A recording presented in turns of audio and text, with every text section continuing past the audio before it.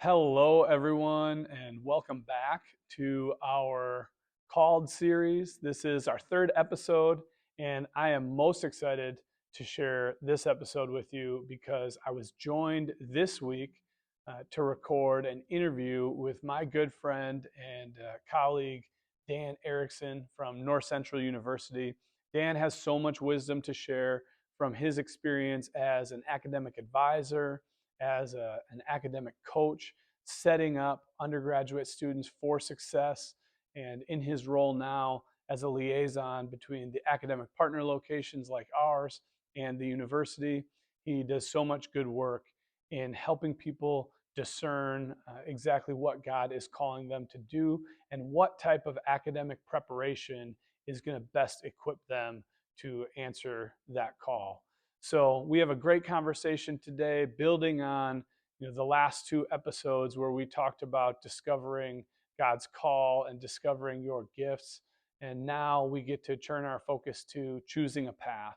And Dan and I have just enjoy a great conversation and good friendship. And I am excited for you guys to benefit from everything that Dan has shared. So look forward to seeing you guys all again soon, and look forward to you guys benefiting from Dan's wisdom. So God bless.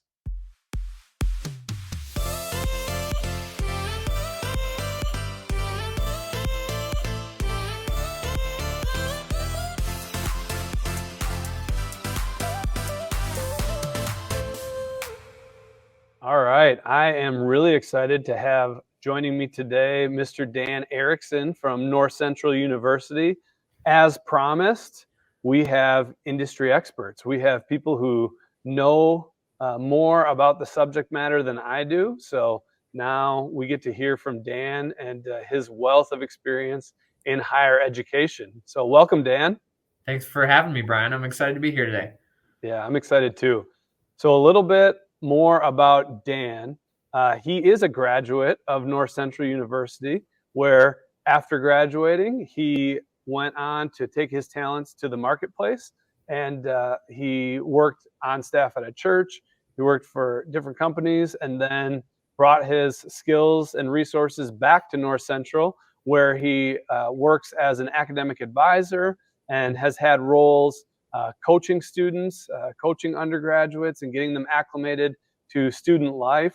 And now, where Dan and I work well together is in this area of academic partners. So Dan manages and oversees all of the academic partners of North Central, of which Destiny School of Leadership is happy to be one. So thank you for everything that you do for me and for our students. And I am just so excited to dive in more. Yeah, my pleasure. So first off, Dan, share a little bit with me about your experience working with undergraduates, and especially the guiding them and advising them when you have a fresh new student, either on campus or now that you're working with academic partner sites online. How do you help them hone in on what they're at the school for? That's a great question.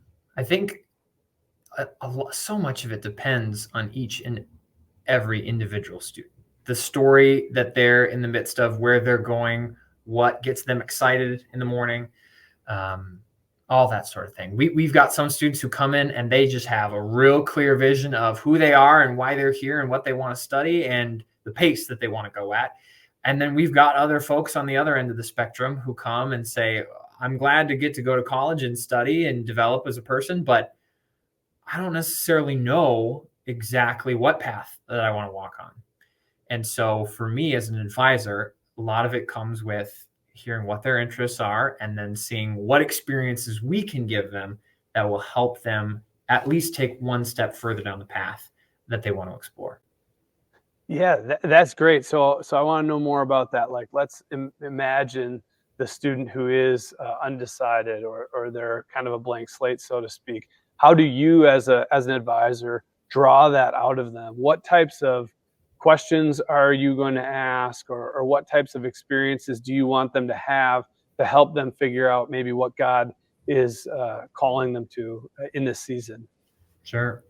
I think I always in those situations, especially, I want to ask stories about their past. What has led them to where they are now? Because chances are they've been following some promptings, they've been following some things that they really enjoy, or maybe some needs that they've identified of like, okay, well, I've got to figure this part out, or I think that college is the next step. So I know that for sure. And then the more specific thing, I'm still working on that.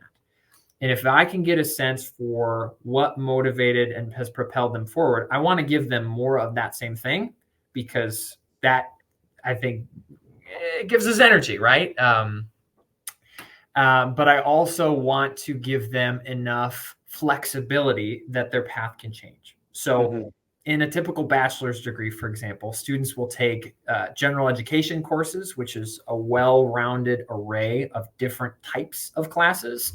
Every student who comes to North Central, for example, is going to minor in Christian studies. And so there's another set of classes that everybody will take. And those are great options for students who want to get their toes dipped into the pool, so to speak, for a little bit to make progress on their degree. And then I might plant them in one or two major specific type of classes to give them a chance to try it out. If we find that it's a great fit, awesome. We can keep moving forward down that particular path and plan more and more courses. If we say, yeah, we tried that and that wasn't a fit, great. Now we've got some clarity. That class can count for a general elective, and we can slowly try something else. So I find the more experiences or more exposure that we can give students who aren't sure and just want to experiment with things, the better. Yeah, that's really interesting. I like that idea that you mentioned about finding out what gets them excited, what needs they're identifying. In one of the previous, podcast conversations, we use the term passions to describe that. Those things, those people group, those issues, those functions or tasks that get us excited and drive us to action. So discovering what we're passionate about.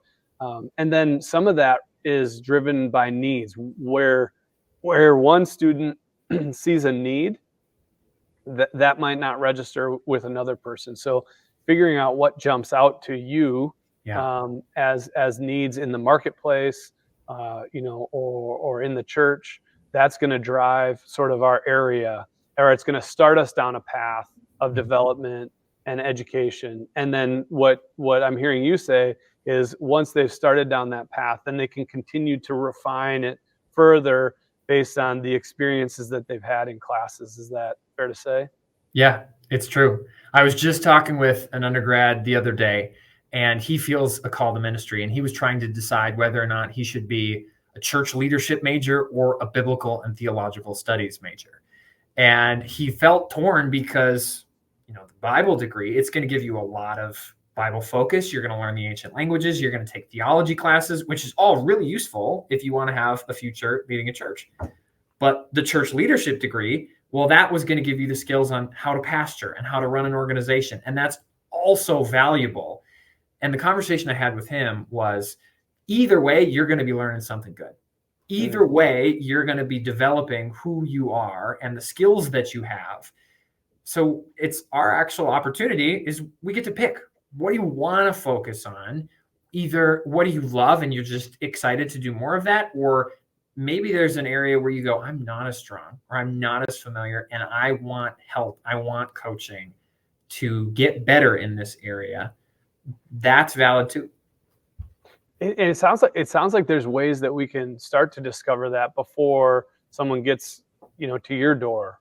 Say, we were having a conversation, collectively as site directors with your counterpart in admissions, Taylor, and he mentioned that when he has worked with students over the years, a tool that he will use is the course list for a particular degree program. And he'll look over the course list with a student, and that student can get a feel for how drawn they are to that by reading about the classes.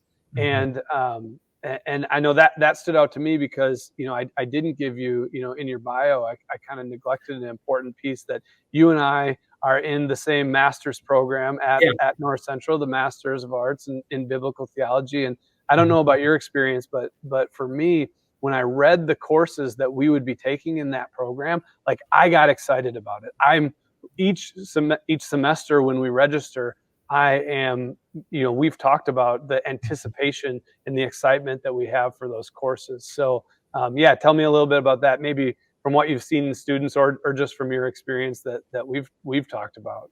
Yeah, for sure. I totally agree. I mean, when I went shopping for different places to get a master's, that's exactly what I looked at. What are the courses? Because if I'm interested in it, I think I'm going to enjoy the class more. I'm going to get more out of it. I'm going to see how it applies to my life or the future that I want to have. And I see that working with students all the time.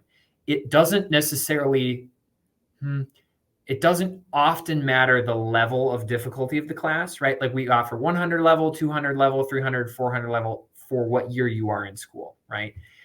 And more often than not, I'll hear students say, "Oh, if it's a class that fits my interests, I'm all about it." Whereas the classes that aren't my cup of tea, well, those are harder for me to do, either to wrap my brain around the subject material or to find that motivation to read, to study, and to apply yourself. So yeah, I think that's a terrific strategy to look at. What am I drawn to already in life, and what opportunities exist within a university or within the career field that gets me motivated and gets me excited? Yeah, I'm even thinking about, I'm looking a little bit back to previous messages that I've shared about this, just that value of discovering how we are uniquely designed as learners and what we're passionate about, and now we're focused on what path we want to take, and that is a big part of the path piece of it is the degree program, the courses that we're going to take, because that's where we're going to develop the expertise in a particular area, skill, function. Um, and where I'm excited to go next is the idea of who are we going to partner with institutionally? What institution is the best fit to deliver this? And a lot of that, I'm thinking about like the professors, who am I going to entrust my education to, and things like that. But I very much identify with, and can see how a student going on that path can sort of start to hone in on what they're being drawn to, what they're getting excited about. And I like how you said, when you were figuring out what master's program you were going to attend, it started with a course list. What am I going to be? What programs are offering the classes I'm interested in? Yeah, yeah. I think one question that often comes to mind for universities or for students is, well, who are we becoming? Mm, And having a sense of the kind of work that you want to do, the way that you want to spend your time in the future, or the kind of person you would like to be more like is huge. mhm. And when you find an institution or a program that is filled with the kinds of people that you want to grow up to be like, that's a great environment to take steps forward down that path. That is such a great, that's such a great thought about the process of becoming, Mhm.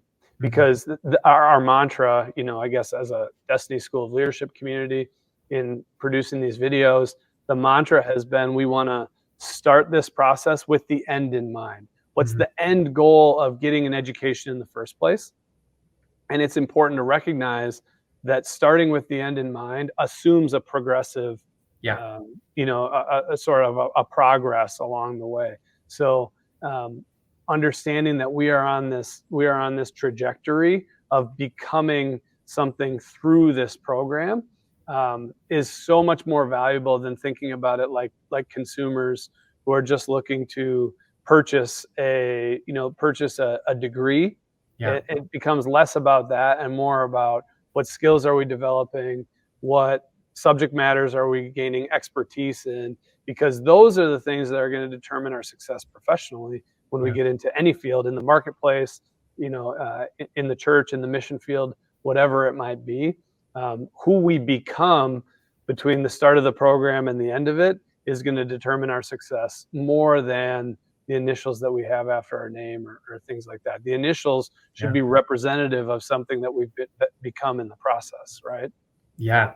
I think going to school for a degree, yeah, you're purchasing an education, but it's so different from any other purchase in life that you have. I mean, you buy a car, you have a complete car here that you can drive. Whereas when you get an education, you have to participate in order for it to take on its meaning, right? And so I think, therefore, it's not just, well, what's the best education that I can buy? Because chances are you're going to have lots of good options for good education, just like you'd have lots of good options for a car. But what's the right fit for you?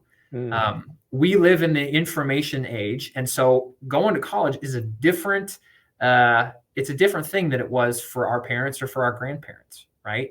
College is no longer the only or the primary access point for information. Instead, college is now, it's about your knowledge, but it's also about your virtue and your skills. And so our instructors are people who help students interpret information, put it in context, and also wrestle through that. And I would say, as a fellow master's student right along with you, I've really enjoyed the other kinds of other students who come along and study next to me in this program, because as iron sharpens iron, one person sharpens another. And you and I have had a number of these great discussions in our classes together that I don't know that I would have had if I picked a school with a different emphasis than the one that we did, because we've got that vision in mind of where we're drawn to. So I think that's all really significant. Yeah, we're participants in the investment, in the purchase that we're making. And it's not just a purchase, but it's an investment that's going to yield a return on the back end. So we're participants in that investment. It's not necessarily working for us. We're engaged in it. Mm-hmm. What do you see to be some of the determining factors? You've counseled or advised, you've coached hundreds of undergraduates. Yep. You've coached them in the on-campus environment. You've coached them online now with your focus on academic partner sites. Mm-hmm. What do you see as some, consistent determining factors for the success of a student? Who's participating the best? What are the characteristics of a student who's making the most of that investment? Yeah. The runaway favorite answer that I have to give you is the student who makes their education a priority. It doesn't matter the student's age. It doesn't matter the student's major. It just matters how much is that student dedicated to getting the most out of their education. We all have a lot of different aspects to our lives. We have, for those of us in school, we've got school. We've also got family considerations. We need to pay for some things. And so many of us are working jobs, right? And I think it's good and healthy to have a variety of different parts to your life in order to be well-rounded. With that said, if you're going to commit to your education, you will get out of it to a large degree directly related to what you put into that. So the students who are taking time out of their schedule to make a plan for when they're going to do their homework, when they're going to work on their assignments, I think that's big. Students who submit all of their assignments, you'd be amazed the difference of how easy it is to pass a class if you turn in every assignment versus if you miss some, right? Students who, when they don't know what to do, they ask a question rather than suffering or studying in silence. They could ask their professor, they could ask their advisor, like myself. They could reach out to a different department. Maybe they're having tech problems or something. It's the students who will not prioritize pushing through whatever it is they're going through and sort of throw up their hands. Well, that's where you run into trouble. That seems it seems easy to say and hard to do, right? To persevere and push through challenges, but what's consistent in all the characteristics you described is somebody who really owns the process. The student is taking responsibility for their education. They're taking responsibility for the investment they're making, and so then they are the one initiating with that professor, or they're, I like how you said, just churning in all the work. They're taking responsibility to churn in all the work. Yeah. It reminds me of a good friend, one of the most successful, out of a close friend group in undergraduate 100 years ago. My good friend Kyle, he used to say that like 90% of it was just showing up, and he was committed to just showing up and being there. And to some extent, like, that was true. And part of what motivated him to do that was he was very clear on why he was doing it. He knew exactly what he wanted to go on to do professionally. He knew that that was going to require graduate school. So he was very clear on why he was doing it. He was clear about his why.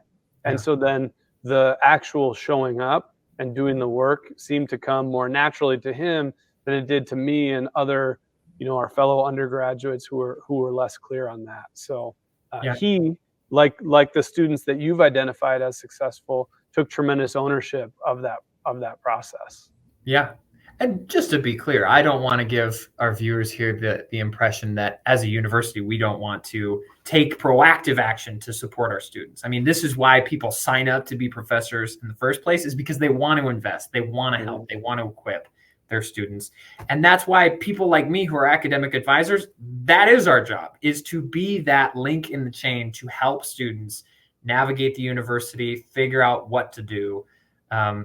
The difficult thing about taking classes online is we don't see each other unless we hop on a call or unless we're in contact over email. It's different for the students who are walking down the hall, or they maybe they were late to class or something, and you could sort of have a more visual clue of like something's going on.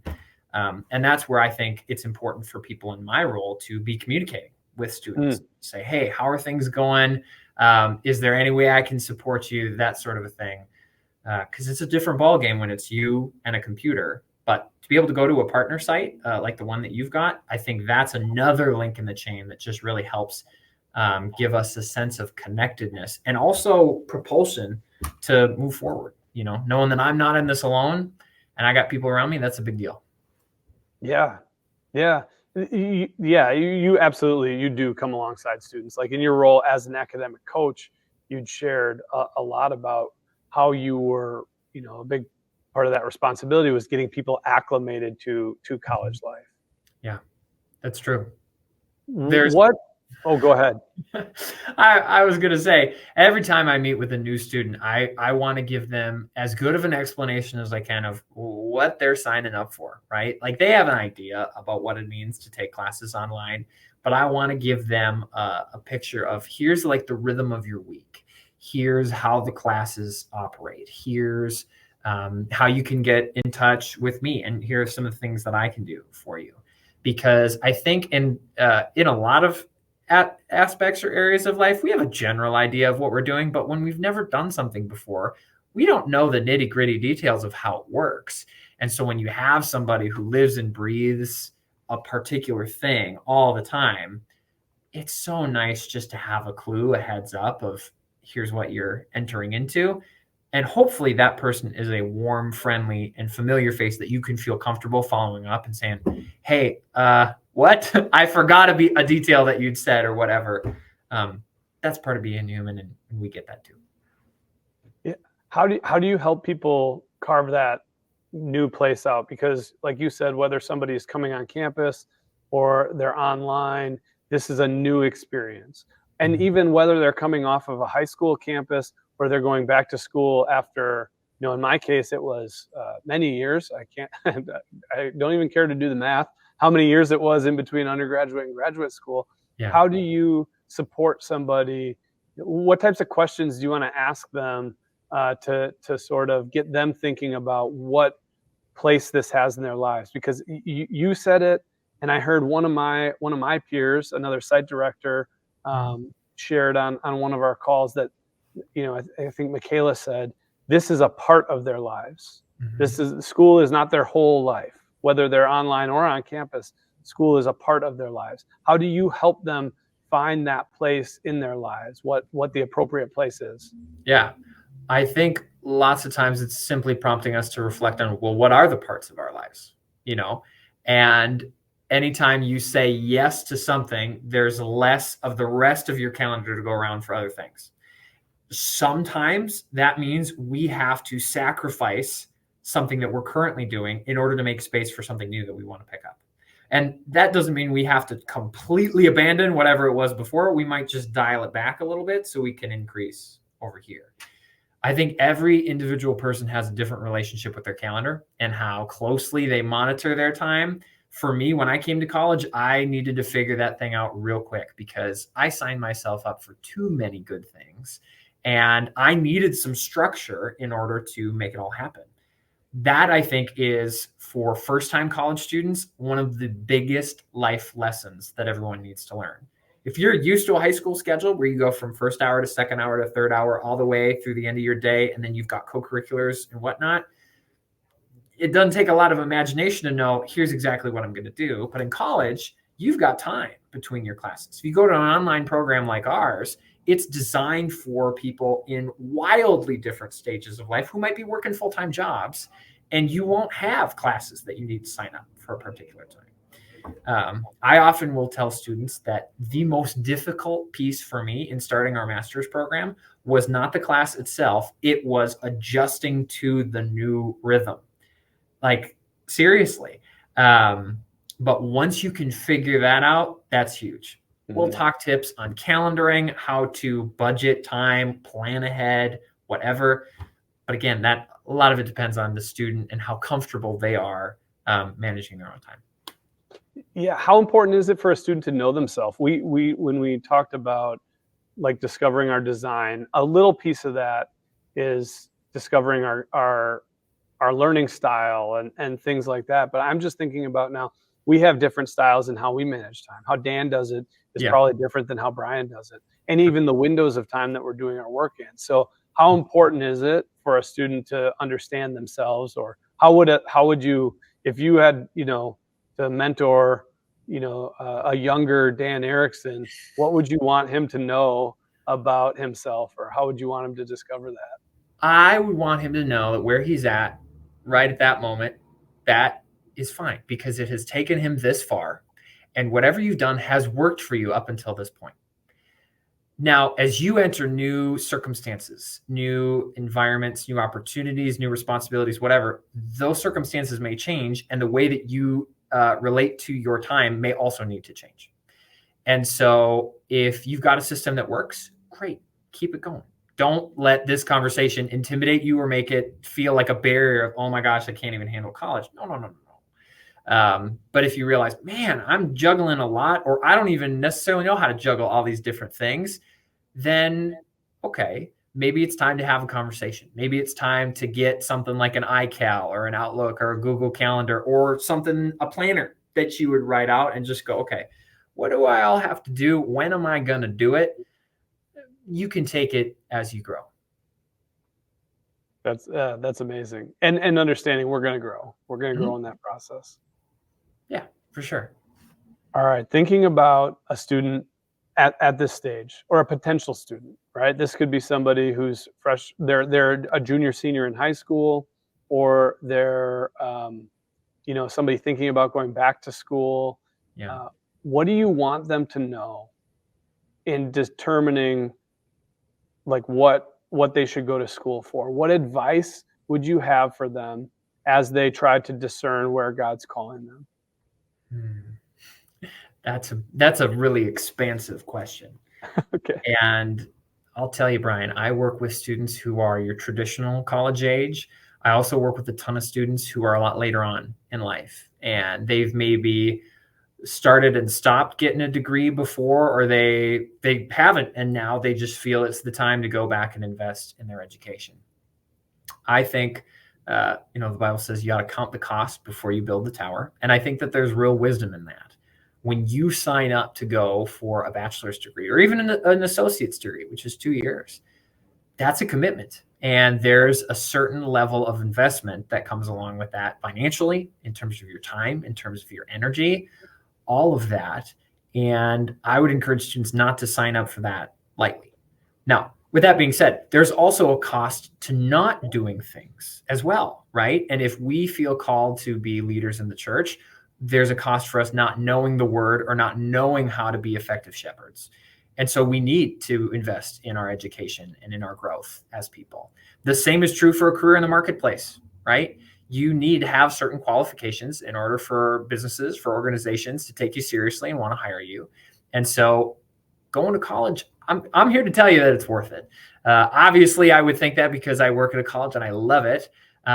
But knowing the amount that you're going to commit to this in terms of your time and your finances and your energy and your waking hours, having a clear idea of what you want on the other end of it, even if it's just, I want to get a bachelor's degree and you haven't narrowed down your major, that's really important.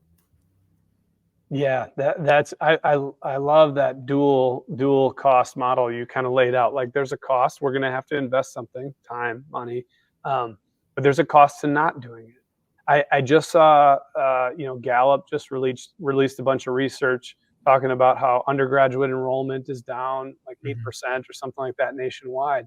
But what's consistent is the lifetime earning of somebody with a degree is, north of $1 million more than somebody without a degree.